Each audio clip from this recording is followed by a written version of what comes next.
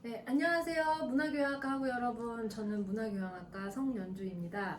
네, 2025년 새해가 밝아서 저희 문교TV도 돌아왔습니다. 와!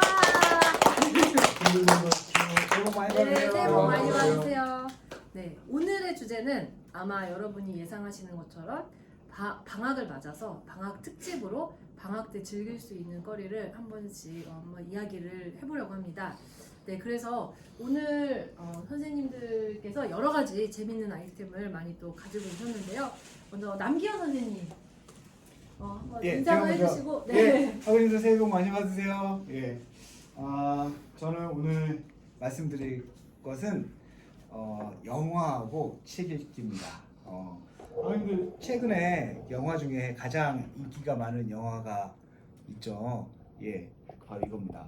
예, 제가 핸드폰에서 보여드리는 거, 이거 현빈 배우 나오고, 제가 멋지게 생각하는 이동욱 배우도 나오고, 예, 하얼빈입니다.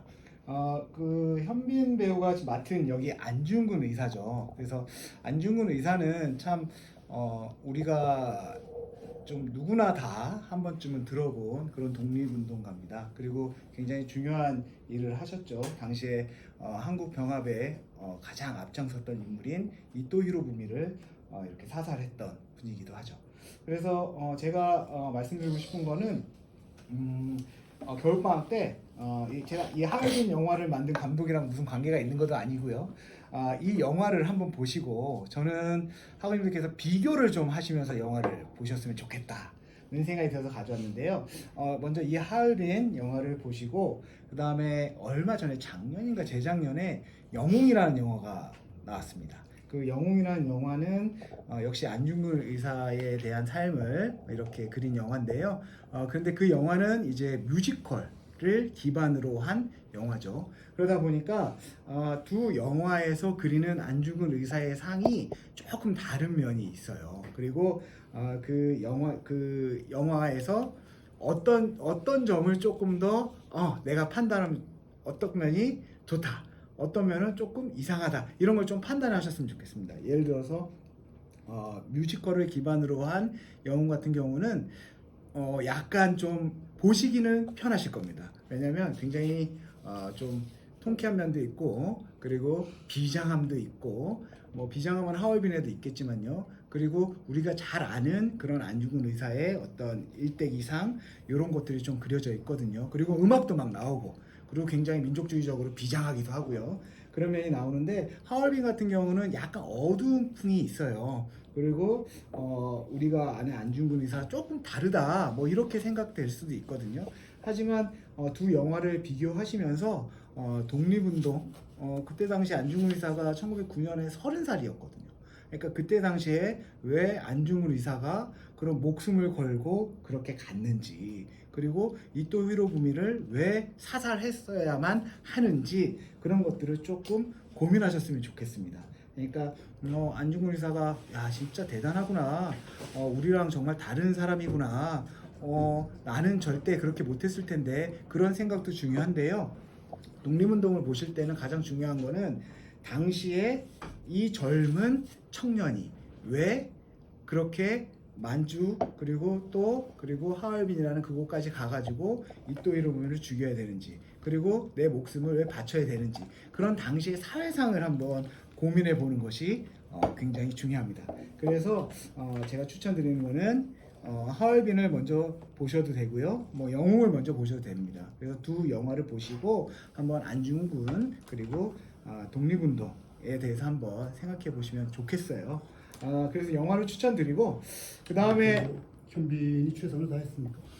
최선을 다한 것 같습니다. 현빈 배우는 나름 최선을 다했고 그 비장함을 아주 나타내면서 열심히 하셨던 것 같아요. 근데 그게 최선이었단 말이죠.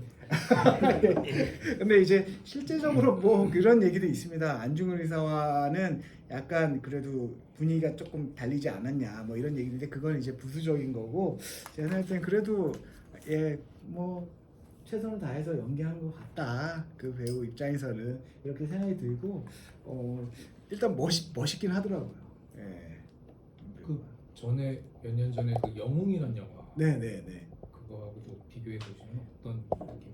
저는 그러니까 그 두 영화 말씀드렸지만 물론 이게 그 영웅이란 영화는 그러니까 뮤지컬 영화인데요. 그건 철저히 정말로 안중근의 초점을 맞춘 영화라고 보시면 될 것 같아요. 그러니까 안중근 의사가 어떻게 뭐 굉장히 비장하고 안중근 의사의 영웅적인 제목대로 진짜 영웅적인 모습 이런 거에 초점이 좀 많이 맞춰진 영화거든요.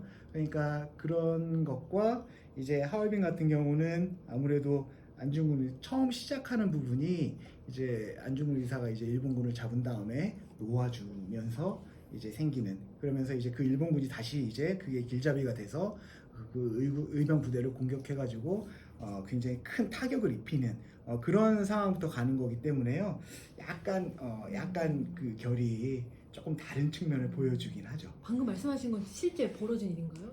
예, 그럼요. 그건 벌어진 사건이고요. 실제적으로 이제 의병 중대장으로 이제 안중근 의사가 저기 연해주에서 가서 의병부대를 이끌고 이제 건너가지고 강을 건너가지고 이제 한국으로 들어오거든요. 거기서 이제 일본군을 싸워서 격파를 합니다. 그런데 거기서 이제 일본군을 포로를 잡았는데 포로를 이제 풀어주는 거죠. 왜요? 왜냐면 만국공법이나 이런 거에서 적군을 이제 풀어주는 것이 당시의 어떤 그런 국제법, 국제공법 이런 거였기 때문에 그런 거에 따라서 이제 적을 풀어줬는데 이제 그게 이제 여파가 된 거죠. 그래서 그 일본군들이 길잡이 역할을 하는 겁니다. 그래서 오히려 그 안중근이 이끄는 의병 그리고 동료들이 이끄는 의병 부대를 공격하게 되는 어떤 빌미를 주는 거죠. 그러게 되면서 굉장히 큰 피해를 입어요. 그거는 이제 역사적 사실이고 거기에서 이제 안중근 의사 같은 경우는 많은 학자들이 이제 좀 당시의 현실 이런 것들을 좀 느꼈던 거죠. 그때 당시에 국제법이라는 것이 만국공법 이런 것들이 철저하게 어쨌거나 승자의 강대국의 중심의 어떤 그 체제였기 때문에 그런 것들이 좀 받아들일 가능성은 좀 적었죠. 그리고 마지막에 안중근 의사가 재판을 일본에서 받게 되는데 그때 당시에 하얼빈은 일본 영토가 아니잖아요. 그런데 러시아 같은 경우는 이제 외교적인 문제나 이런 거 일으키기 싫고 그러니까 바로 넘겨버리고 그리고 국제법상으로는 그렇게 처리가 안 되는 거죠. 왜냐하면 안중근 같은 경우 한 나라의 군인의 대장으로 이렇게 적을 사살한 걸로 됐기 때문에 국제법상의 어떤 재판을 받아야 되는데 그렇지 않고 일본 재판정에서 바로 결단을 해버렸거든요. 그러니까 이게 불법 재판이었던 겁니다. 하지만 당시의 세계의 정세는 국제법이나 만국공법이나 이런 거는 강대국의 그리고 외교적인 어떤 세계 그 관계에 의해서 흘러가는 거였기 때문에 약소국인 대한제국의 입장에서는 어떻게 할 수가 없는 그런 법이었던 거죠. 그래서 하얼빈 이런 그 러시아 영토에서 네. 사살이 이루어졌는데 네. 근데 러시아에 체포되지 않고 일본에 체포돼. 러시아군에 체포가 됐는데요. 예. 러시아에서 일본에게 바로 넘깁니다. 왜냐하면 그때 당시에 일본 이토 히로부미라는 존재는 일본에서 굉장히 어마어마한 존재예요. 우리가 생각하는 것보다. 왜냐하면 메이지 유신을 이끌었던 그러니까 일본의 아주 근대적인 변혁인 메이지 유신을 이끌었던 한 명이고요. 일본의 헌법을 기초한 사람입니다. 그리고 당시에 세계적으로도 이토 히로부미는 많은 서구 국가에서 다 알고 있었습니다. 그러니까 동양의 비스마르크라고 불렸거든요. 그러니까 그때 서양 신문이나 이런 걸 보면 그러니까 그 사람이 한국 청년에 의해서 러시아 영토에서 관할지에서 죽은 거니까 이건 굉장히 큰 사건인 거죠. 그래서 러시아 입장에서도 이게 외교적인 이런 관계나 이런 것들이 굉장히 신경이 쓰일 수밖에 없는 겁니다. 그리고 이토 히로부미 같은 경우는 그때 당시에 러시아와 어떤 협약을 하러 간 거였거든요. 그러니까 철도 부설권이 이제 표면적인 거였지만 한국에 대한 이제 어떤 승인 그리고 내정 간섭 승인 이런 것들을 하러 간 거기 때문에 그런 과정에서 죽었기 때문에 러시아 입장에서 굉장히 이제 일본 쪽이나 이런 외교 관계를 신경 안 쓸 수가 없었던 거라고 이렇게 많은 분들이 얘기하고 있습니다. 그래서 이제 그 사건 안중근 의사가 이제 그 이토임을 사상하는 거는 엄청난 이제 여파가 온 거죠. 그러니까 한국 내에서도 마찬가지고 일본 내에서도 난리가 났습니다. 그리고 세계적으로도 보도가 긴박하게 타전이 됐고요. 그런 사건이었기 때문에 한번 그 영웅이라는 영화하고 하얼빈이라는 영화하고 이렇게 같이 보시면 될 것 같습니다. 근데 하얼빈이라는 영화는 조금 영상은 굉장히 뛰어난데 약간 우울한 측면이 있어요. 그런데 그것이 이제 하얼빈이라는 영화가 추구하는 바입니다. 그러니까 안중근뿐만 아니라 안중근 주변에 있는 인물들의 어떤 삶 이런 것들을 보여주는 거기 때문에요. 그거를 한번 비교하시면서 한번 보시는 것도 굉장히 좋은 방법이라고 생각됩니다. 아니, 그리고- 그러면 이렇게 안중근 관련된 영화가 또 이렇게 몇 년 안 돼서 개봉될 정도로 이렇게 인기가 있는 이유가 뭔가요? 이게 글쎄요. 저도 이게 지금 예전에 한번 안중근 관련된 영화가 하나 있었는데 그거는 그렇게 큰 방향을 얻지 못했는데요. 이제 안중근 의사 관련해서 뮤지컬이 계속 영웅은 뮤지컬로 꾸준히 계속 나왔잖아요. 이렇게 나왔고 그다음에 이제 하얼빈은 이게 소설이 기반이 된 거기 때문에 아. 김훈 작가일 겁니다. 카레 노래. 그래서 음. 그거를 바탕으로 이렇게 만든 것 같아요. 그래서 시기적으로 이게 짧은 시간에 이렇게 나온 이유는 글쎄요, 정확하게는 저도 잘 모르겠습니다. 저 같은 경우는 이봉창 의사의 일대기를 만들면 더 되게 재밌겠다라는 생각을 하고 있긴 하거든요. 이봉창 의사는 우리가 알고 있는 독립운동가의 삶이랑 좀 많이 다른 삶을 사신 분이기 때문에 그래요? 예. 그래서 그랬는데 안중근 의사에 대한 이야기가 많이 나왔고 근데 하얼빈에서는 좀 생각할 점을 좀 많이 주죠. 그래서 제가 그거를 연관시켜서 말씀드리려고 이렇게 가져왔는데 그래서 제가 더 강하게 추천하는 거는 요겁니다. 하얼빈을 보러 가시기 전에 영화를 보시기 전에 요 책인데요. 안중근 의사의 일대기를 다룬 책입니다. 그러니까 요거는 한겨레 출판사에서 나온 건데 안중근 평전이라고.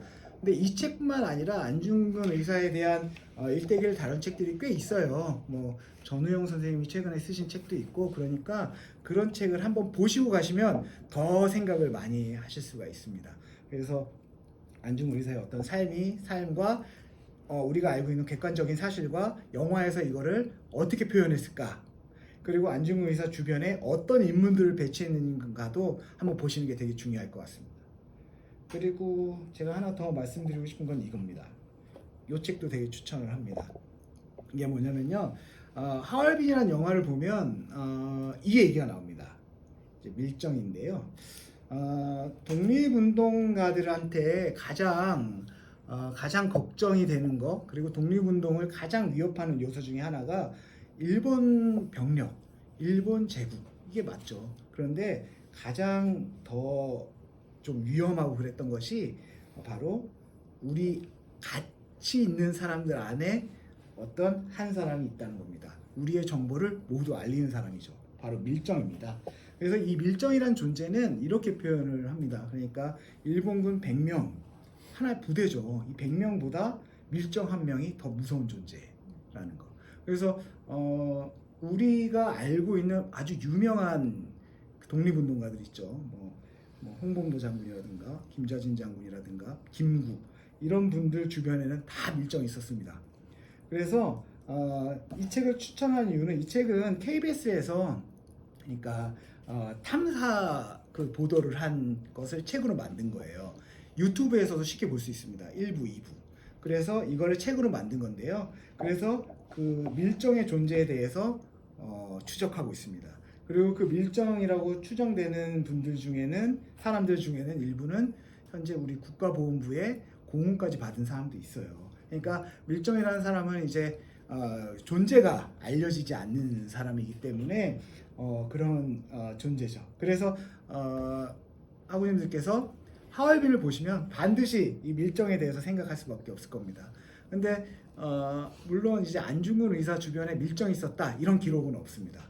하지만 그 하얼빈을 그린 김훈 작가가 아마 이런 것들을 넣었겠죠. 가상의 인물을 넣고 그러면서 이제 밀정 얘기가 나오는 건데 그 결말도 그러니까 제가 이제 뭐 스포를 하는 건 아니고 그 밀정의 하얼빈에서 나오는 밀정의 그 결말 부분도 학우님들이 한번 고민을 해보시면 좋겠습니다. 영화처럼 밀정이 과연 그랬을까? 아니면 그러지 않았을까? 그런 것들도 한번 고민해 보셨으면 좋겠습니다. 그래서 이 책도 한번 보시고 이 책 읽기 싫으시면 유튜브 찾아보시면 돼요. 유튜브에 밀정하면 치면 그것이 나옵니다. 그 저 유튜브에 KBS의 보도 자료로 1부, 2부로 이렇게 나오거든요. 그거를 한번 보시면 아 우리 독립운동가들이 참 고생했겠구나. 이런 그 안에서 이런 고생을 이런 밀정이나 이런 사람들이 있었구나. 그리고 이런 밀정은 왜 있었을까? 이 밀정은 독립운동가와 관련이 없으면 밀정이 될 수가 없습니다. 그렇죠? 그러니까 다 함께 있었던 동지였던 겁니다. 그리고 함께 독립운동을 해왔던 사람들인 거죠.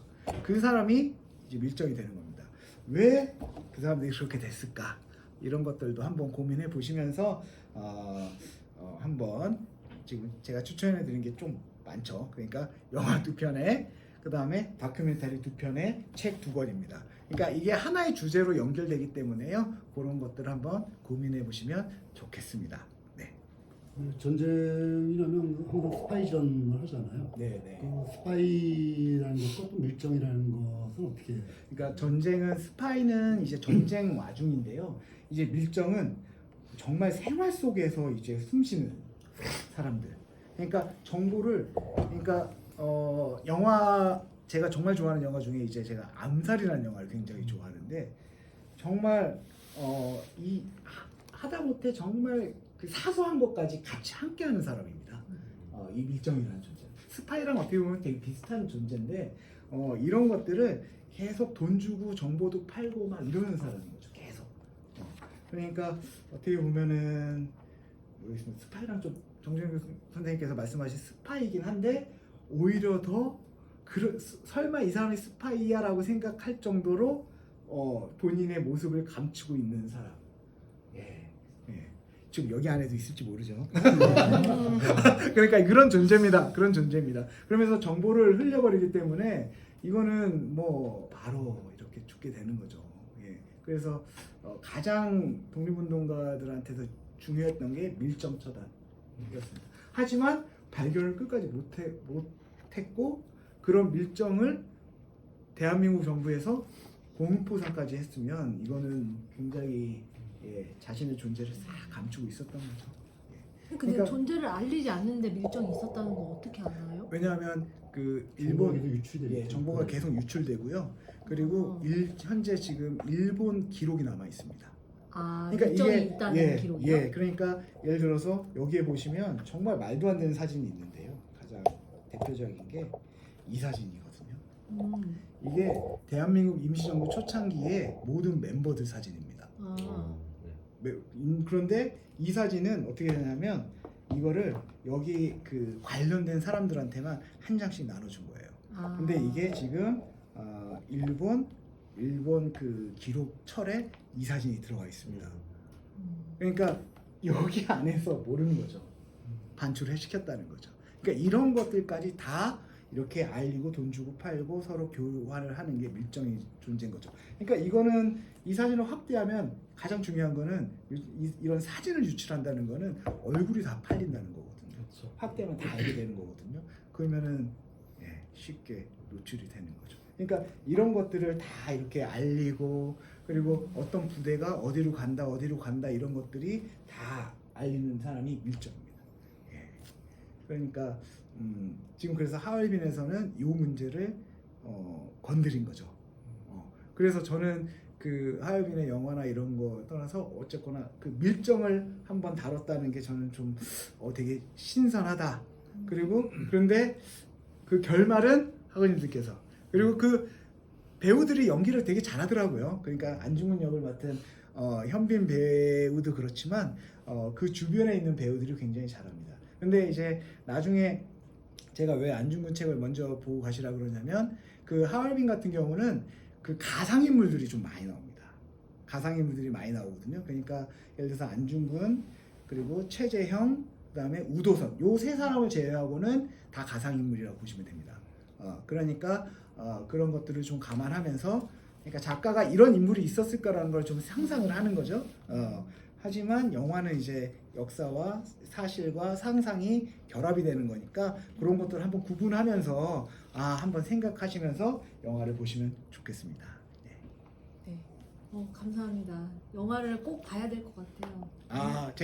제가 그 감독이랑 이렇게 관련 있는 건 아니에요. 근데 이제 평가를 보니까 뭐 영화가 좀 지루하다 이런 평가 있습니다. 그러실 수 있습니다. 그러실 수 있는데요. 저 같은 경우는 이제 제가 관심 있는 분야니까 막 이러면서 봤는데 우리 학우님들도 이제 그 이런 것들 좀 생각하시면서 보시면은 조금 더 지루함을 달랠 수 있지 않을까. 그러면서 한번 두 개를 비교하시면 좋겠습니다. 그리고 추가적으로 영웅에는 명성황후 이야기가 나와요. 근데 그 부분도 그러니까 학우님들이 어떻게 생각하실지 모르겠지만 한번 그 부분도 생각하시면 좋겠습니다. 영웅에서 두 개 여자 주인공이 명성황후의 시녀였던 사람으로 나오는 거예요. 그런데 이토 히로부미를 죽이려 그러고 명성황후의 복수를 위해서 이렇게 하는 장면이 나오는데요. 그 부분도 한번 생각해 보셨으면 좋겠습니다. 그것도 역시 상상이거든요. 근데 명성황후의 죽음과 안중근 의사의 일거를 연결하는 게 과연 어떤지, 올바른지, 약간 갸우뚱한지 이런 것들도 한번 학우님들이 고민해 보셔도 좋은 주제가 될 수 있습니다. 있습니다. 감사합니다. 너무 유익한. 아니 감사합니다. 영화평론가 남기현 선생. 이어서 그러면 정준영 선생님께서. 예, 뭐 정주장입니다. 아시다시피 제 전공이 대중문화여서 전 주로 이제 노는 걸 중심으로 했습니다만 지금 또 우리 사회가 놀기엔 좀 어려운, 힘든 이런 시대이기도 합니다. 얼마 전에 아주 끔찍한 제주항공 사건도 있었고요. 정치적으로 아주 어려운 그런 시기를 겪고 있기 때문에 이게 완전히 마무리되기 전까지는 참 마음 놓고 놀기도 힘든 이런 시대가 되지 않았나 싶은 생각을 합니다. 그래서 조금 전에 남기현 선생님께서 말씀하셨던 내용하고도 좀 연결될 수 있겠는데요. 여러분들이 아마 특히 요즘은 뉴스에 관심이 많으실 것 같습니다. 근데 뉴스를 어떻게 우리가 잘 받아들이느냐라고 하는 것이 사실은 굉장히 중요한 요소이죠. 언론기관도 아주 다양한 언론기관들이 존재하고 그 다양한 언론기관들의 목소리가 일치하는 것은 아니기 때문에요. 일치하지 않는 그 다양한 목소리들 중에서 어떤 것이 참이고 어떤 것이 거짓인가라는 것을 받아들이는 것, 내가 선별해서 받아들이는 것, 이게 이제 중요한 이런 시대가 됐는데요. 전통적으로 우리는 문해력, 리터러시라는 표현을 써왔습니다.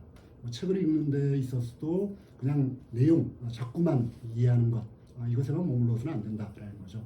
그건 이제 진정한 그냥 문명을 면하는 것이긴 하지만 문해력을 갖춘 것은 아니다라는 식으로 우리가 얘기를 하는데 책을 이해하기 위해서는 다양한 요소가 필요합니다. 이를테면 우리가 사회과학 책을 읽는다라고 한다면 그 내용을 일단 먼저 이해를 해야 되지만 그 저자가 어떤 사람이냐라고 하는 것도 생각해야 될 것이고 그 책에 나오는 관점이라고 하는 것이 여러 다른 관점들과 비교해서 어떤 위치를 차지하는가 이런 것들도 역시 살펴봐야 될 것이고요. 그 책에 쓰여진 맥락 같은 것들도 또는 시대적 맥락 같은 것들도 역시 살펴봐야 될 겁니다. 그렇게 할 비로소 이제 진정으로 그 책을 이해했다라고 얘기할 수 있을 것이고요. 여기 진보동 선생님도 계십니다만 특히 동양 철학 같은 경우, 동양의 서적들 같은 경우에는 참고문이 없잖아요. 그냥 다 외워서. 그래서 사실 여기에 나오는 어떤 책에 나오는 하나의 단어, 문장이라고 하더라도 그 외연적 의미만이 아니라 다른 책에서 그것이 어떤 맥락에 쓰였는가 이런 것들을 다 같이 결부시켜서 이해를 해야 그 내용을 제대로 이해할 수 있다라는 식의 얘기를 하는데요. 바로 그런 것들이 우리가 문해력이라고 부르는 것이죠. 근데 시대가 변하면서 과거에는 책이 중심이었으니까 문해력이라고 하는 것이 주로 이루었습니다만 점차 대중매체 같은 것들이 발달하고 또 최근에는 디지털 미디어 같은 것들이 발달하면서 그 문해력이라는 개념이 점차 확장되는 것을 볼 수가 있습니다. 그래서 한편으로 미디어 문해력이라는 말이 나오기도 하고요. 최근에는 디지털 미디어 문해력이라는 말이 나오기도 하죠. 그래서 미디어 문해력이라고 한다면 전통적인 텔레비전이나 신문 같은 이런 곳에서 나오는 기사를 우리가 어떻게 받아들일 것인가, 어떻게 해석할 것인가 이 문제를 다루는 것이었다라고 한다면 디지털 미디어 문해력 같은 경우는 요즘 아주 많은 분들이 유튜브 같은 것들을 보고 계실 텐데 특별히 그걸 또 애호하는 분이 한 분 계시기도 하죠. 어쨌든 그런 이 유튜브 같은 것들을 우리가 어떻게 받아들일 거냐, 또 SNS에서 나온 메시지들을 어떻게 받아들일 것이냐 이런 것들이 이제 바로 디지털 미디어 문해력 문해력이라고 하는 것에 해당된다라고 할 수 있습니다. 그래서 뭐 미디어 문해력이라고 한다면 뭐 역시 우리가 책을 읽기 위해서 필요한 어떤 요소가 있듯이 여기 다양한 요소들이 있죠. 그렇다면 디지털 미디어, 그러니까 미디어의 산업이 일단 어떻게 되어 있느냐 그랬지. 그 산업 속에서 그 특정 언론기관이 차지하고 있는 어떤 위치 같은 것들은 어떤 것이냐. 뭐 우리나라는 특히 경영진의 어떤 이 입장이랄지 또는 경영진이 어떤 사람이냐라고 하는 것이 또 굉장히 중요한 뭐 이런 요소로 작용하는 것을 볼 수도 있죠. 그래서 그런 다양한 요소들을 고려해야 거기에 쓰여지는 어떤 기사의 내용이라고 하는 것이 어떤 의미를 갖는가라고 하는 것이 명확히 드러난다라고 할 수 있죠. 그래서 기본적으로 보자면 사실 미디어에서는 뭐 책도 어느 정도는 그런 점이 전혀 없지는 않습니다만 미디어 쪽으로 넘어가게 되면 일단 상업적 요소라고 하는 것을 사실 무시할 수가 없습니다. 그러다 보니까 특히 디지털 미디어와 관련해서는 유튜브 같은 것과 관련해서는 그게 더욱더 두드러지는데요. 결국 얼마나 많은 사람이 보게 함으로써 얼마나 많은 수익을 올릴 것이냐라고 하는 것. 특히 미디어 산업에서는 이 미디어 산업을 그 어떤 미디어 기관을 만들기 위해서 언론 기관 하나를 만들기 위해서는 상당히 막대한 돈이 들어갑니다.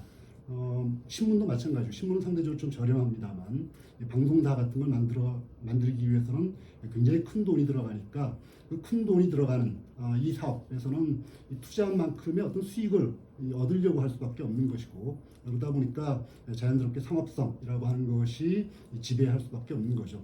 또 공영방송이라고 하는 것이 상대적으로 상업성의 어떤 폐해 같은 것들을 좀 막자고 이렇게 만들어진 것인데 그럼에도 불구하고 많은 나라의 공영방송조차도 그러면 공영방송의 가장 대표적인 기구라고 하는 영국의 BBC 같은 데에서도 이 상업성의 어떤 요구 같은 것들을 완전히 뿌리치지 못한다라고 얘기를 하고 있고요.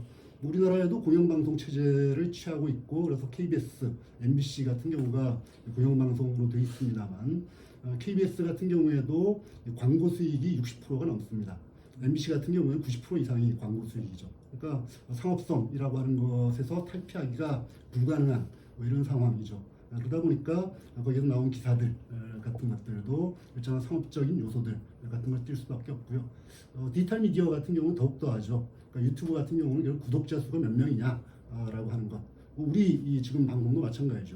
그러니까 여러분도 구독자 많이 늘려주셔야 되는데 구독자 수가 몇 명이냐에 따라서 그 유튜브 방송사, 그 방송하는 사람 뭐 1인 방송일 수도 있고 또는 시스템을 갖출 수 있습니다만 그 방송사의 어떤 수익이 결정되다 보니까 상대적으로 이제 자극적인 내용들 같은 것들이 많이 담겨질 수밖에 없다라는 거죠. 근데 전통적인 미디어하고 디지털 미디어의 차이를 좀 생각해 본다면 제가 뭐 이 정보사회 디지털 문화에서도 좀 다루고 있습니다만 전통적인 미디어는 최소한의 상호 검증이라고 하는 것이 이루어진다라는 것이죠.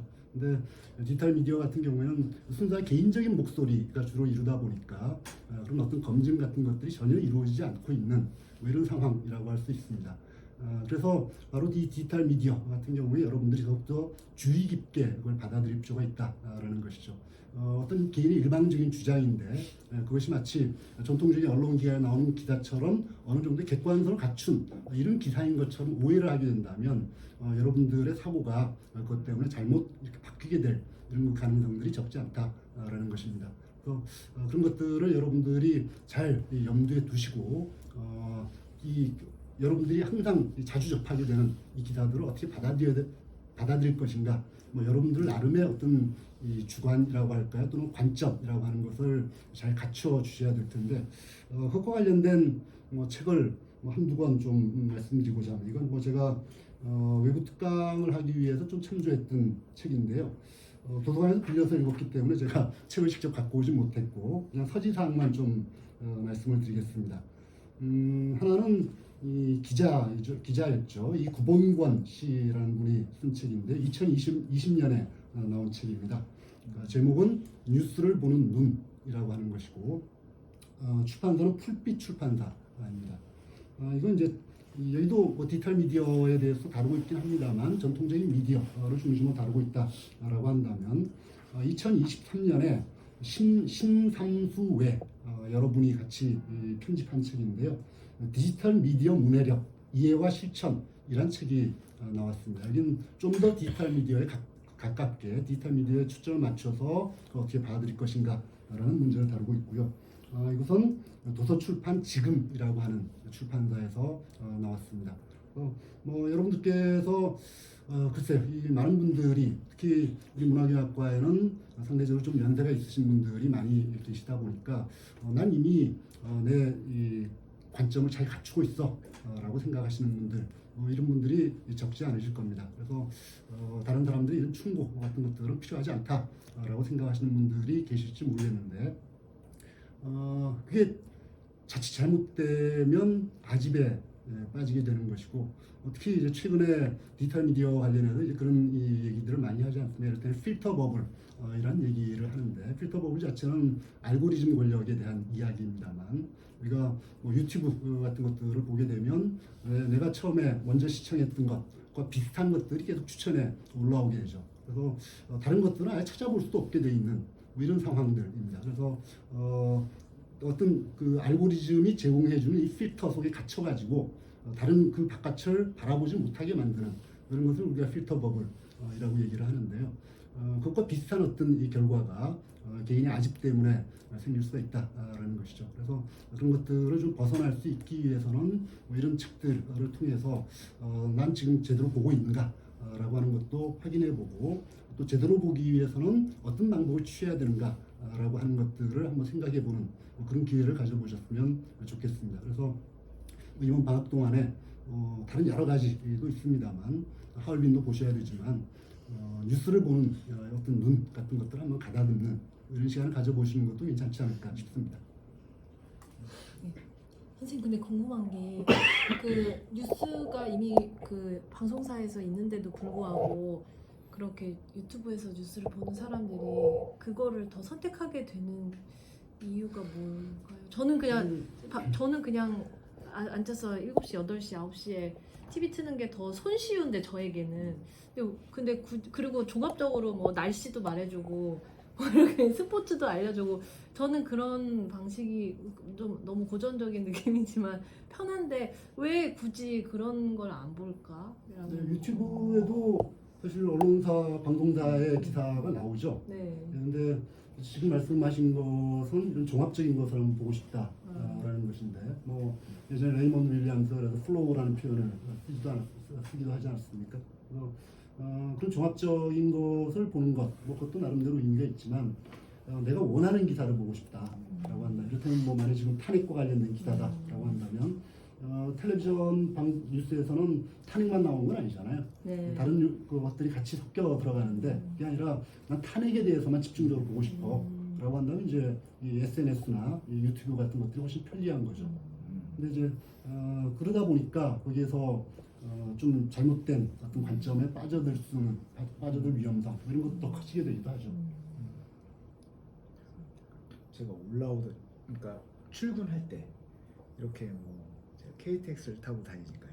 그러면은 정말로 와, 좋은 차 타고 다니시네. 큰 차. 엄청 비싸고 엄청 큽니다. 근데 정말로 그것만 들으시는 분들이 있더라고요. 네. 그러니까 특정 인물에 대한 보도. 그러니까 그것만 이제 계속 보시다가 타시고 이제 뭐 가끔씩 이제 다 들리게 이거를 안에서 해가지고 민원 들어오고 막 그런 경우도 제가 종종 봤거든요.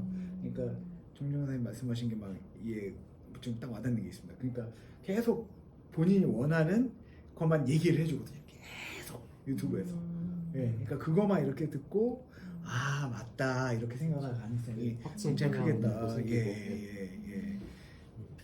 주변에 그렇게 크게 들려주시더라고요. 네. 저도 이제 이 앞에 왔다 갔다 할 때 여기 우리 시민분들 산책 많이 하시지 않습니까? 근데 이제 항상 이렇게 크게 틀어놓고 다니시는 분들이 많아요. 구독과 좋아요를 열심히 누르신 것 같기도 하고. 가짜 뉴스가 제일 선별하는 게 제일 어려워하시는 분들도 많은 것 같아요. 예. 그래서 그런 거는 뭐 하는 방법이 있을까요? 뭐 뉴스가 나왔을 때 바로 탁 이거야라고 확정하지 않고 조금 한 발 뒤로 그래서 이 책들에 보면 특히 신선수 외가 조술한 편집한 이 책에 보면 뭐 검증하는 방법들 같은 것들도 나옵니다. 하여튼 출처 같은 것들이 일단 가장 기본이 되고요. 그렇죠. 어디에서 나온 것이냐, 뉴스의 소스가 이런 것들을 살펴본다면 이게 과연 바른 뉴스냐 또는 가짜 뉴스냐라고 하는 것이 이제 1차적으로 걸러지겠죠. 예.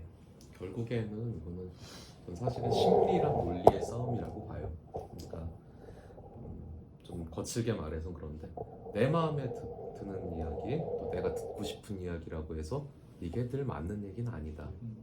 이건 다를 수 있다라는 그 전제가 있으면은 분별할 수 있어요. 하지만 그게 없으면 내가 듣고 싶은 이야기, 내 마음에 드는 이야기니까 맞다라고 나와버리면은 그때부터 이제 분별할 수 있는 힘이 이제 사라지는 거죠. 그 이제 가짜 뉴스를 생성하고 이제 선동을 하고 있는 그런 유튜버들 보면은 그걸 노리거든요. 어떤 이야기를 해야지 더 솔깃할까? 이게 사실을 보도한다가 아니라 어떻게 하면 이 사람들을 더 선동할 수 있을까? 그런 쪽으로 이제 더 관심을 몰아가니까 이게 뉴스의 그 컨텐츠 자체가 진실인지 가짜인지는 이 사람들은 이제 관심사가 아닌 거죠. 네. 제가 강의 시간에도 이제 그런 말씀을 드린 적이 있습니다. 우리가 선정적인 보도라고 네. 하면 보통 흔히 생각하기에는 그냥 벗은 여성이 나오고 이런 것들을 생각하는데 그것만이 선정적인 것이 아니라 이성이 호소하는 것이 아닌 감성이 호소하는 이런 것들은 다 선정적인 거죠. 특히 유튜브 같은 데는 그런 선정적인 보도들이 주로 이루고 있다라고 할 수 있죠. 네.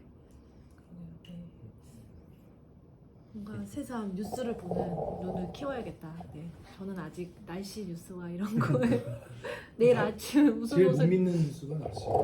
그렇기는 물론 그렇긴 합니다. 오늘도 아침에 비가 올 줄 몰랐네요. 네. 그럼 이어서 진보성 선생님께서 네, 안녕하십니까. 김호성입니다.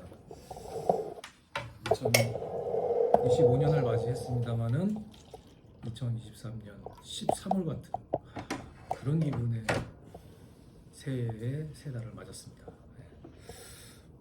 저는 이제 작년에 제가 경험했던 다녔던 그러한 곳이 있어요. 그래서 거기를 한번 소개시켜드리면 어떨까? 올 겨울에 일단 한 2월 조금 추울 때는 1월에 한참 추울 때는 조금 좀 그 날씨를 비켜서 한 2월 초라든지 뭐 이럴 때 가셔도 크게 추위는 없으니까 또 좋지 않을까. 그래서 제가 소개시켜드릴 곳은 어딘가면요. 그 보통 주상절리 하면은 현무암지대 이렇게 하면은 이제 제주도를 가야 된다. 좀 비싼 여행이 되죠. 그런데 제가 그 최근에 이 철원, 연천, 포천 이쪽 지역이 세계 유네스코 세계 지리 유산으로 공식적으로 이게 지정이 됐습니다. 뭔가 하면 바로 여기에 주상절리 협곡이거든요. 계곡들이 있습니다. 여기 한탄강 지역이에요. 그래서 이 한탄강 지역을 쭉 한번 돌아보시면 어떨까 해서 뭐 제가 사실 정보라고 하는 것은 차고 넘칩니다. 제가 작년에 한 3, 4차례 정도를 이 한탄강 유역을 좀 다녀봤어요. 저 같은 경우에는 이제 여기에서 공동 연구를 하는데 제가 인문학 쪽에서 뭐 총서에서 한 꼭지를 맡아가지고 글을 좀 쓰느라고. 근데 뭐 기행문 가까운 글이죠. 근데 그것 때문에 이제 돌아봤는데 깜짝 놀랐습니다. 그러니까 주상절리가 어떻게 이런 숲 속에 보이지 전혀 있을 것 같지 않은데 바로 이런 곳에 있지? 라고 하고 이제 감탄한 거죠. 물론 이제 주상절리 하면 이제 바다에서부터 제주도 이제 바닷가 되다 보면 주상절리 막 파도 치고 이런 거 보실 텐데 그렇게 아주 극명한 모습은 아닙니다만은 계곡의 모든 어떤 뭐 폭포가 떨어지는 폭포 양 옆에라든지 또는 이제 이 한탄강 주류의 양옆에 계곡들이 이렇게 벽이 세워진 것처럼 그게 다 주상절리로 이루어져 있습니다.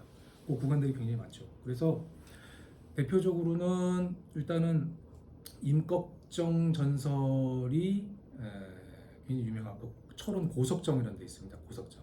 거기 보면 이제 무리길이라고 해서 이렇게 한탄강에다가 이렇게 부표를 이렇게 밟을 수 있는 부표를 이렇게 쫙 연결시켜 가지고 그걸 이제 한 8km 정도 됩니다. 근데 8km를 다 갔다 올 수는 없고요. 예, 한 2km 정도 이렇게 다녀올 수 있는 곳이 있는데, 그러니까 여기를 추천드리는 이유는 이 주상절리라고 하는 이 내륙의 주상절리는 여름에는 잘 안 보입니다. 왜냐면 수목이 무거워서 주상절리를 오히려 볼 수가 없죠. 그래서 겨울에 가면은 오히려 그 맨살을 드러낸 이 원시적인 그 화산 폭발에 의해서 이렇게 주상절리들이 생겨난 거잖아요. 선정적이네요. 지금 선정적인 얘기를 후도를 지금 선정적인 얘기를 뭐 선정적이도 좋습니다. 한번 가보시라. 예. 가보게 되면 제가 글을 쓸 때 이 인간이 너무 우리가 이제 인문 얘기, 문화경학과가 인문을 중심으로 인문사회학을 중심으로 이제 공부를 하는데, 옛날에는 이제 천문지리라고 하는 말로 우리 어떤 인간과 자연의 관계에 대해서 얘기를 했는데, 지금은 지리인문이라고 하는, 그러니까 천문을 빼버린 거죠. 천문은 하늘의 문인데 하늘의 문은 천문학으로 따로 있잖아요. 그러니까 지금은 지리, 이 지리는 땅의 문입니다. 그리고 인문은 인간의 문이죠.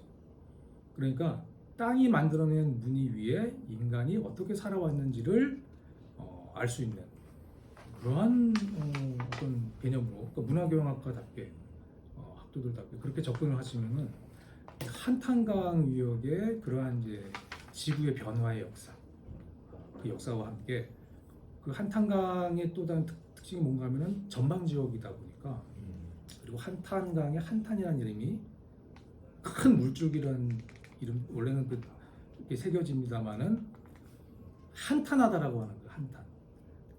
그게 그러니까 최초의 그 지명에 그런 한탄하다라고 하는 그런 의미 부여가 막 된 거죠. 6.25 전쟁, 그리고 뭐 더 거슬러 올라가면은 그 철원, 포천, 연천 지역은 바로 이제 삼국 시대하고 후삼국 시대의 가장 군사적 요충 지역고 쟁탈 지역이기 때문에 굉장히 많은 이제 사람들의 어떤 그 삶의 애환 같은 것들이 이제 굉장히 축적되어 있는 곳이죠. 반영이 되어 있는 곳이죠. 그래서 그 한탄하다라고 하는 이름을 어떻게 여기서는 이제 붙여졌을까? 뭐 그런데 그런 건 어떤 문제의식을 가지고 접근하시게 되면은 한탄강을 걸으면서 주상절리에 감탄을 하면서 또한 그 거기에 전해져 내려온 전설들, 뭐 예를 들면 이제 대표적인 게 궁예전설입니다. 궁예전설. 궁예전설은 그 동안에 가장 대표적으로 알 수 있는 데가 산정호수였거든요. 명성산 있고 좀 밑에 뭐 망봉, 망을 봤다 망봉 뭐 이런 것도 있고. 근데 거기 계곡 쪽에 들어가 보시면은 그 궁예가 목욕했다는 곳이 그렇게 많아요.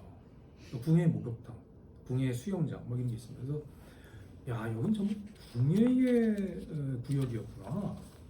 그런 어떤 생각도 들고 굉장히 재밌는 전설들이 남아 있는 곳이 있습니다. 그래서 여기를 한번 돌아보시면은 단순히 관광 차원이 아니고 이게 요즘 이제 유행하고 있는 분야, 지리인문, 요 소스들을 그냥 전부 다 이렇게 한번 보실 수가 있는 거죠. 맛보실 수가 있는 거죠. 보통 다른 데는 선녀가 목욕하는 네. 곳인데 궁예가 목욕하는 곳이에요. 궁예가 목욕했다고 하니까 들어가도 되나? 이런 걱정도 있고 그렇기도 합니다만. 그래서 저는 하여튼 이 지역을 제가 뭐 사진도 막 보여드릴 수 있습니다만 사실 여기서는 지금 좀 환경이 좀 제한돼 있어서 인터넷에 궁예 목욕하는 사진은 별로 보고 싶지 않습니다. AI로 만들어 볼까? 하지 마세요. 생성형 AI로 만들어 볼까 하다가 그래서 한탄강 세계 지질공원 센터라고 해서 홈페이지가 있습니다. 예, 여기 그러니까 일종의 박물관도 있어요.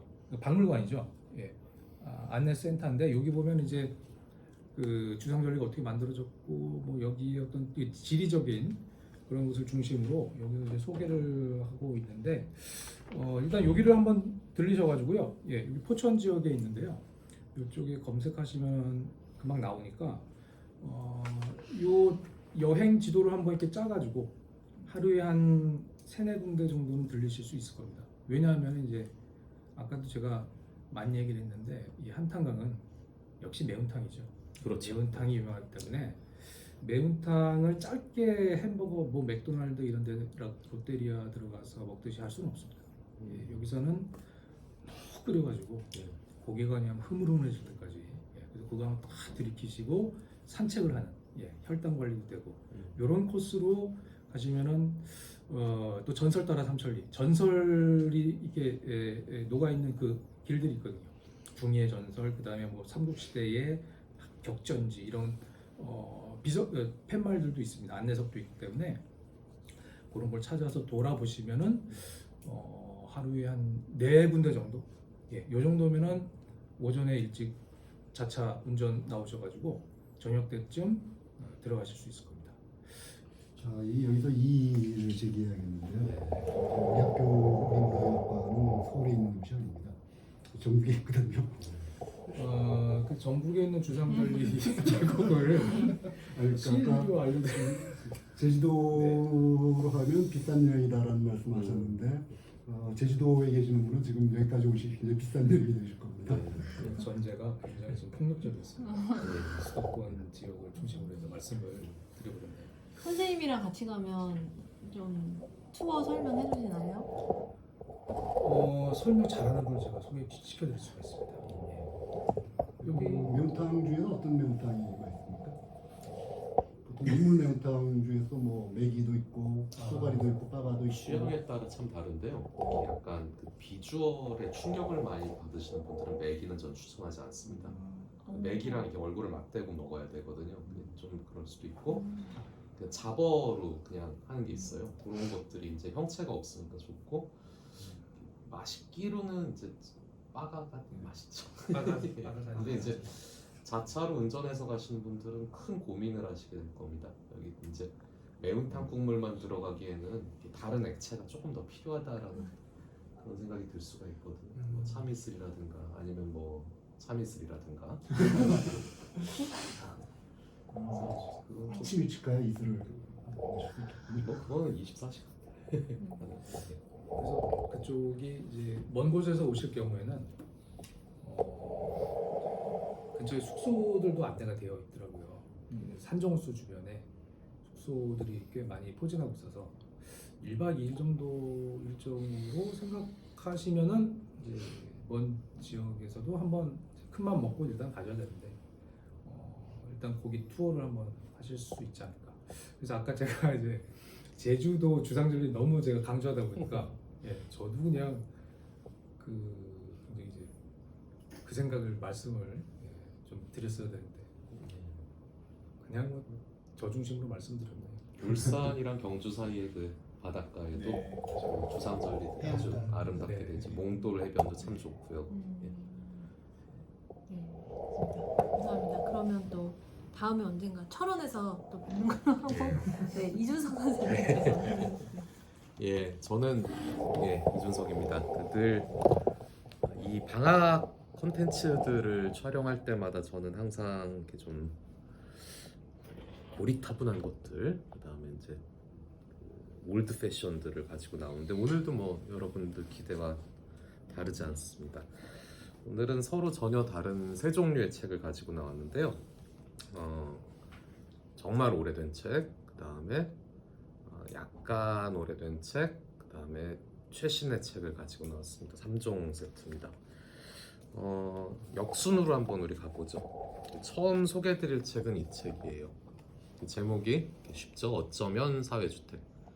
어쩌면은 다 아실 테고 사회주택이라는 말은 아직 낯설 수도 있습니다. 이 책은 이제 건축을 공부했다가 나중에는 이제 공공주택 정책을 연구하게 된 우리 최경호 선생님이 쓰신 책인데요. 사실 누구나 다 자기 집에서 살고 싶어 하죠.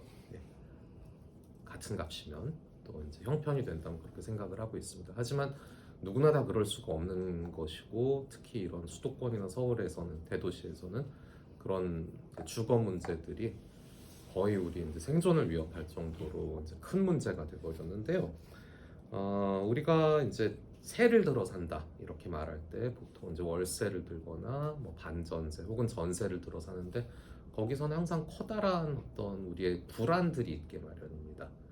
그러니까 예를 들어서 한국을 한번 들었다 놨다 했던 그 전세 보증금 사기 같은 문제들도 있고요. 그 다음에 그런 게 결부되지 않는다고 하더라도 내가 이제 재계약을 하게 되는 그 시점에 보통 우리 2년으로 표준 계약을 들었죠.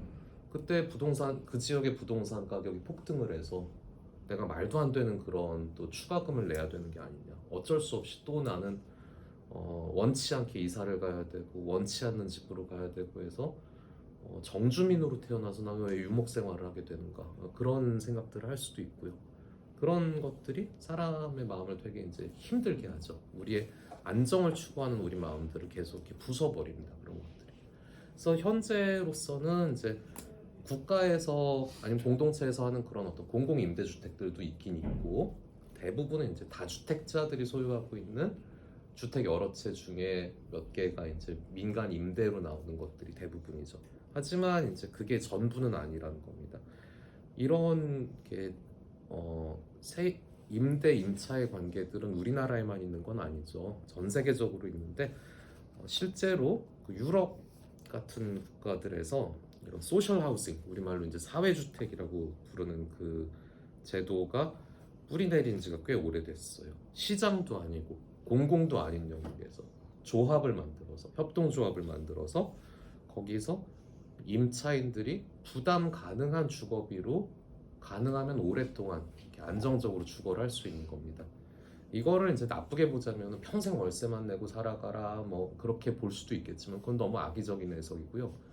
우리가 이제 임차인으로 살다 보면은 재산 축적이 잘 안 돼요. 거기서 월세를 내느라 아니면은 폭등하는 전세값을 충당하느라 재산 축적이 안 되는 경우가 많은데 이런 이제 부담 가능한 주거 시설에서 우리가 살면서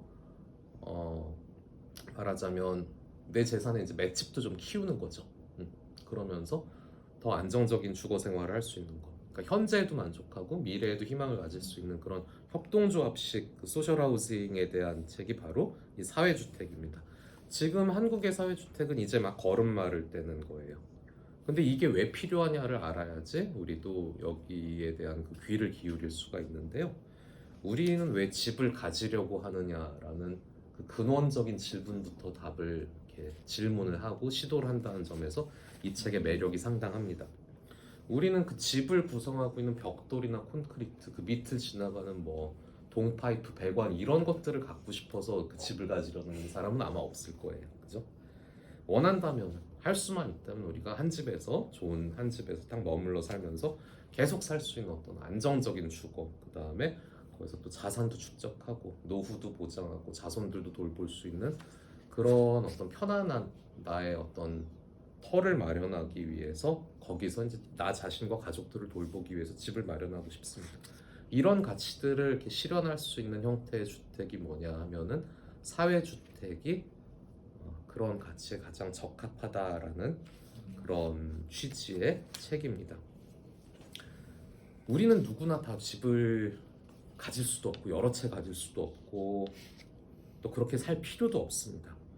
하지만 안정된 주거 공간이 있고 거기에서 현재를 편안하게 살고 미래를 준비해 가면서 또 안에서의 어떤 협동조합 같은 시스템으로 서로의 돌봄도 이렇게 주고받을 수 있다는 그런 믿음이 있다는 거는 그거는 우리가 가질 만한 희망이긴 하죠. 그게 우리나라에서 이제 사회주택이 반드시 필요하다는 그런 이유입니다.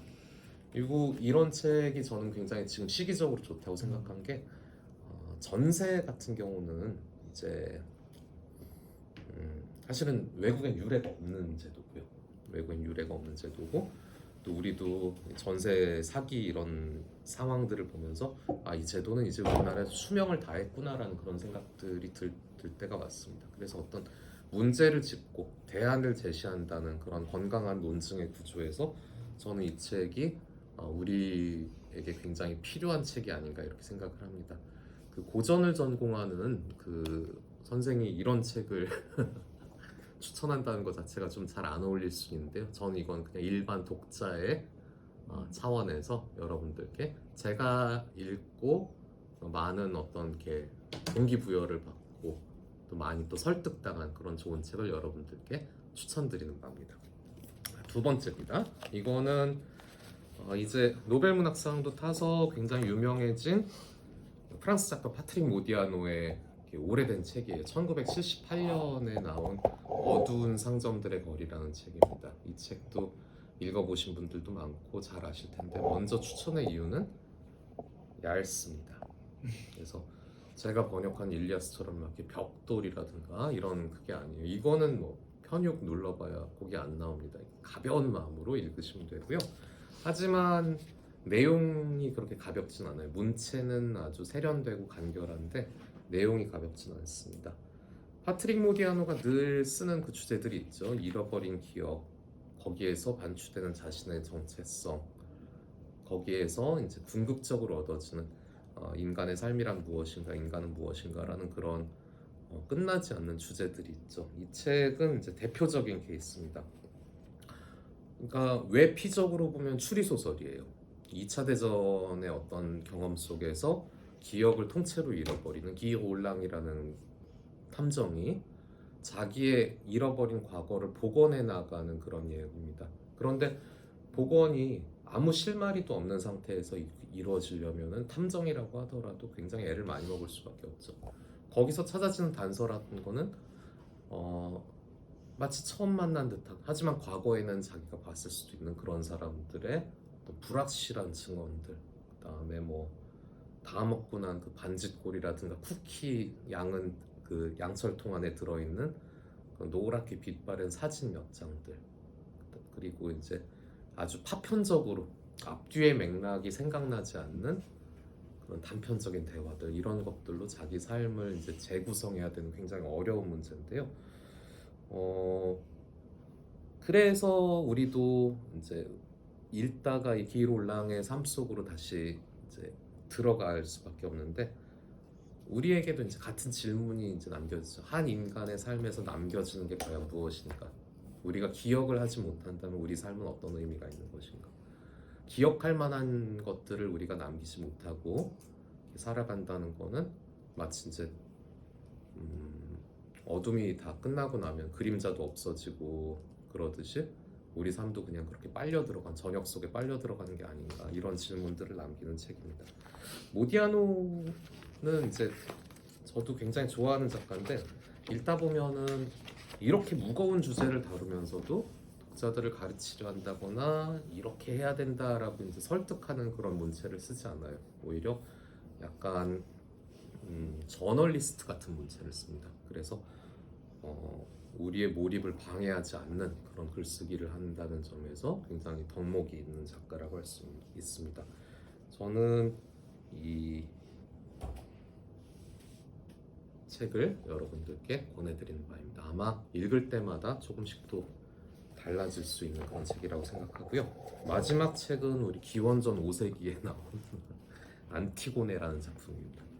지금까지 이제 우리 손에 이제 들어온 이 비극 작품, 그리스 비극 작품들 번역 중에는 2009년에 민음사에서 나온 강대진 선생님의 번역이 가장 좋습니다. 제가 올 상반기에는 저의 새 번역이 나올 예정인데요. 그때까지는 이 책을 좀 많이 애용을 해주시기 바랍니다. 소포클레스라는 비극 작가는 아테네 비극 시인들 중에서도 최고로 꼽힌 작가였어요. 신화의 세계에서 다 배우셨죠. 거기서 이 소포클레스는 기원전 5세기에 그리스 아테네 황금 시기를 살면서, 고전 시기를 살면서 약 120편의 비극 작품을 남겼는데, 지금 우리에게 전해지는 작품, 온전하게 전해지는 작품 수는 7편밖에 되지 않습니다. 그 중에서 4편을 실은, 4편의 번역을 실은 책인데요. 오이디푸스왕 같이 유명한 작품도 있고, 아이아스나 트라키니아이 같은 조금 덜 알려진 작품들도 있습니다. 제가 오늘은 이 모음집 중에서 제일 추천하고 싶은 작품은 안티고네입니다. 많이 들어보셨을 거예요. 고대에는 오이디푸스 왕이 가장 많이 상연되고 높이 평가를 받았고, 근대 이후에는 안티고네가 그런 역할을 하고 있습니다. 헤겔 같은 사람들이 이제 안티고네와 크레온의 대립을 어떤 설득력 있는 동등한 하지만 반대편에 있는 힘들의 대결로 본 이후로 굉장히 유명해졌죠. 많은 리프로덕션들도 많이 만들어졌고요. 하지만 고전의 힘이라는 건 항상 그 당시에 그 사람들에게만 의미 있는 게 아니라 그 여러 시간과 문화와 공간의 벽을 뛰어넘은 수천 년이 지난 우리들에게도 생명력을 가진다는 점에서 그 고전의 매력이 있거든요. 아마 여러분들은 눈 밝으신 분들이라면 이 안티고네에서 그리고 있는 상황들, 그래서 크레온과 대치하는 안티고네의 모습에서 오늘날의 우리의 대한민국의 현실도, 그 다음에 그 안에서 살아가는 시민으로서의 여러분들의 모습도 떠올려 보실 수 있을 거라고 생각합니다. 크레온이 흔히들은 말하기로는 당시에 이제 법률의 대표자라고 이렇게 많이 외피적으로 그렇게 해석이 되는데요. 실제로 읽어보고 크레온의 그 행위들, 말들을 이렇게 보게 된다면은 그 법을 너무 자의적으로 해석한 사람이라는 게 금방 드러날 겁니다. 거기서 이미 떠올리시는 분들이 몇 분 계실 수도 있는데 여러분의 거기까지만 전 얘기하겠습니다. 사실 수 있으니까. 예, 저도 가끔 그런 생각이 듭니다. 적국에서 우리에게 파견한 고정 간첩이 아니었을까 그런 생각이 들 수도 있습니다. 얼마 전에 보니까 그 평양에서 윤모 대통령을 이렇게 찬양하는 이분 정말 좋은 분이다라고 하는 그런 성명을 냈더라고요, 평양에서. 그래서 이제는 고정 간첩으로서의 그런 여기까지만 하죠. 그럼 선생님의 번역본은 언제쯤 만나볼 수 있나요? 그거는 제가 지금 출판사를 이렇게 쪼고 있는 중인데요. 예, 원고를 넘긴 지는 벌써 제가 작년에 넘겼습니다. 오. 예, 벌써 한 일주일 됐으니까요. 그래서 이제 많이 교정이 이제 한 서너 번 왔다 갔다 하면 그때 이제 낼 수 있을 것 같은데요. 제가 한 1년 반 정도 이제 열심히 준비한 거니까 여러분들도 많이 사랑해 주시면 저는 눈에서 이제 감동의 눈물을 흘리고 입꼬리 또 살짝 올라가고 할 수 있을 것 같습니다. 예. 오늘은 이렇게 제가 세 권의 책을 이렇게 추천드렸습니다. 이건 2,500년 동안 이렇게 살아남은 인류의 고전이고요. 이건 이제 앞으로 고전으로 평가받을 책입니다. 그리고 이거는 우리가 늘 화두에 두고 살고 있는 의식주 중에서도 가장 치명적이고 중요한 문제, 주거에 관한 어떤 새로운 패러다임을, 그리고 그 사회주택이라는 어떤 제도의 의의와 설득력에 대해서 설명하고 있는 책이니까요. 이런 것들을 보시고 여러분들의 어떤 지적인 그런 그리고 실천적인 그런 생활에 도움이 조금이나마 되기를 바라는 마음입니다. 제 소개는 여기까지 하겠습니다. 네, 감사합니다. 네. 저도 작년에 안티고네 기바나 연극을 본 적이 네, 있었는데 가끔 하죠, 그런 또 것들. 그 네. 말씀을 들으니까 근데 말씀하신 것처럼 오래된 고전이 이제 계속 이제 2,500년이 지나도 유의미한 그 의미로 다시 해석된다라는 말이 제가 봤었던 연극도 액자 속 연극이라고 해서 네. 현대에 어떤 살고 있는 사람이 꿈을 꾸면은 그 안티고네 그 옛날 거기로 돌아가는데 관찰자 입장에서 네, 그 네. 사건을 바라보고 그랬다 다시 꿈이 깨어나면은 여기로 돌아오고 막 그런 상황이었었거든요. 그래서 재밌는 그 외피를 씌웠네요. 네, 그렇죠. 그래서 말씀하신 게 되게 더 재밌게 다가오는 것 같습니다. 네, 제가 마지막으로 이제 꽤 시간이 돼서 짧게 이야기를 하고 마무리를 하려고 하는데요. 저는 원래 평상시에는 방학 때 주로 열리는 예술 관련된 축제나 이벤트 이런 걸 말씀을 드렸는데 너무 이제 그 주제가 좀 식상하지 않나 이런 생각이 들어서 이번에는 좀 새로운 주제를 가지고 왔습니다. 사실 이제 문화예술계에서는 새로운 해가 바뀌면 그 해에 기념할 수 있는 예술가들에 관련된 전시나 공연이 정말 많이 열리는데요. 그래서 오늘은 그 2025년에 탄생 몇 주년 또는 서거 몇 주년을 맞은 작곡가를 몇 명 소개해드리면서 이 사람들의 음악을 우리가 한번 관심을 가져보는 시간을 가졌으면 좋겠다 이런 말씀을 드려보려고 합니다. 그래서 먼저 2025년은 여러분이 음악을 들어보진 않았어도 이름은 다 들어보셨을 바흐와 핸델이 탄생한 지 340주년이 되는 해입니다. 그래서 1685년에 두 사람이 다 탄생했고, 그래서 이 둘 모두가 이제 340주년이 됐는데요.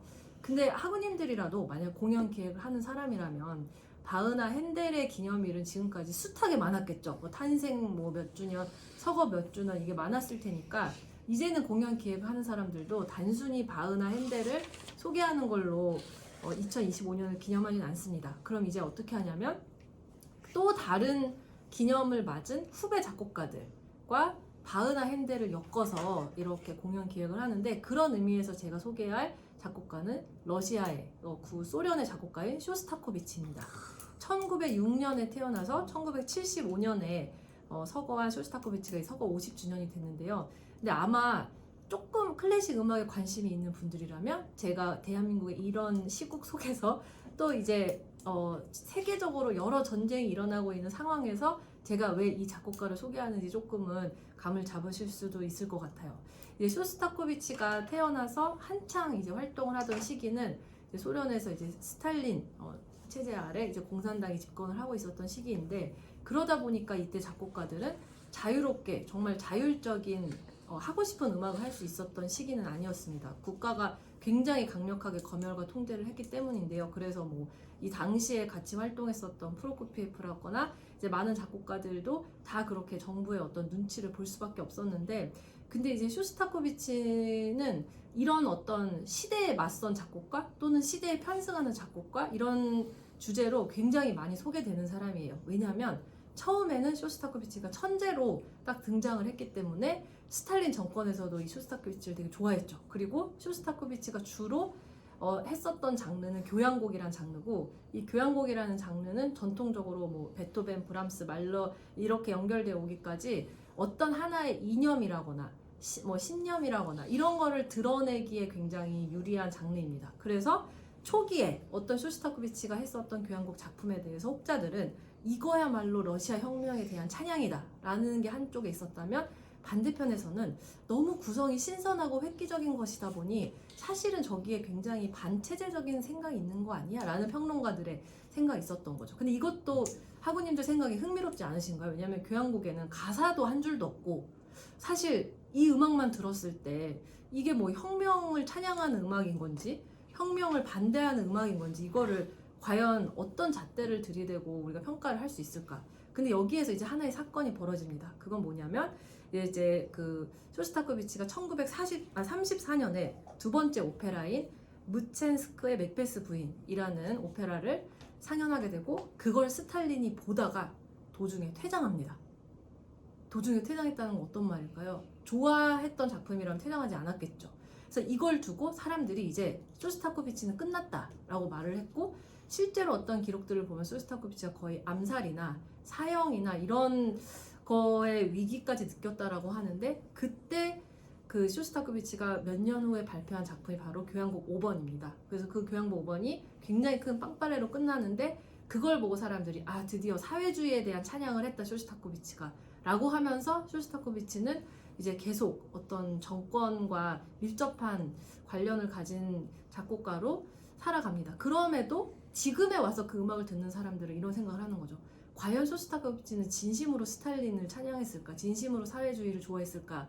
라는 의문을 가지고 그 음악을 듣게 되고, 그래서 제 주변에 클래식 음악을 좋아하시는 분들도 특히 뭐 이전에 있었던 박근혜 대통령의 탄핵 사건이라거나 이럴 때 쇼스타코비치의 음악이 더 많이 사람들에게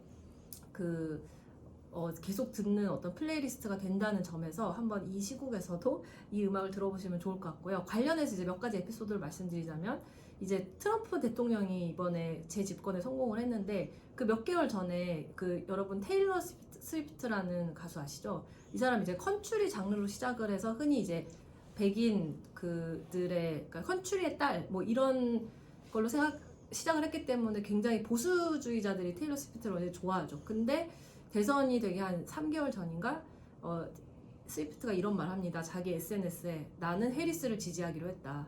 그리고 이 말 한마디로 그 당시에 이제 해리스의 지지율이 몇 %가 올랐다고 이야기를 합니다.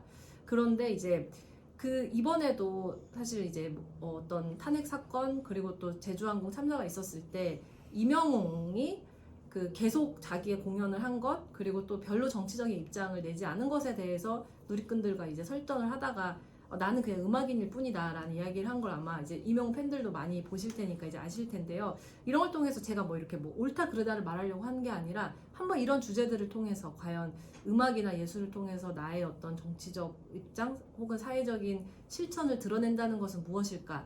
이렇게 생각할 거리를 한번 생각해 보시면 좋을 것 같습니다. 그래서 참고로 이제 그 이번 2025년에 카바코스라는 어떤 음악 감독이 서울 잠실 쪽에 있는 롯데 콘서트홀에서 클래식 레볼루션이라는 기획 시리즈를 열면서 나는 바흐와 쇼스타코비치의 음악을 함께 선보이겠다. 그러면서 그 이후에 내 이렇게 말했다고 합니다. 바흐와 쇼스타코비치의 작품은 사랑, 자유, 희망 등 우리가 바라는 가치들의 창문을 열어주는 음악가들이다. 그래서 이런 한번 이야기를 듣고 여러분이 한번 바흐도 들어보시고 쇼스타코비치도 들어보시고 또 다른 작곡가도 한번 들어보시는 걸 통해서 이게 뭐 50년 전, 100년 전 또는 300년 전의 작곡가가 그냥 그 시대의 음악으로 끝나는 게 아니라 다시 한번 우리의 현실 속에서 어떻게 재해석될 수 있는지 한번 그런 시간을 가져보시면 좋을 것 같습니다. 네, 그럼 저는 여기까지 하겠습니다. 성현주 선생님은 쇼스타코비치 곡들 중에 제일 좋아하시는 게 뭐예요? 저는 교향곡 7번 레닌그라드. 네. 저도. 아, 네. 그래서 그런 사목 들어보시고 그래서 제가 원래 그 책도 그래서 이제 2018년에 돌베개 출판사에서 나온 죽은 자들의 도시를 위한 교향곡 또 2023년에 같은 돌베개 출판사에서 나온 쇼스타코비치 시대와 음악 사이에서 이게 두 권이 한번 그 음악 그 자체에만 집중하는 것도 아니고 시대 얘기만 하는 것도 아니고 그 사이에서 어떤 작곡가라는 한 인물을 마치 어떻게 보면 뭐 안중근 뭐 이런 거나 밀정 뭐 이런 것처럼 어떤 그런 상황 속에서 한 인간이 했었던 어떤 고민들 그런 것에 집중을 한 책으로 읽어보시면 또 재밌을 것 같습니다. 이런 책이 다 있었군요. 저희 지도 교수님이 쇼스타코비치 팬이셨어요. 아. 항상 말씀하시고 그러셨는데. 네. 그럼 어떻게 저희 재밌으셨나요? 재밌으셨으면 구독과 좋아요를 눌러주시고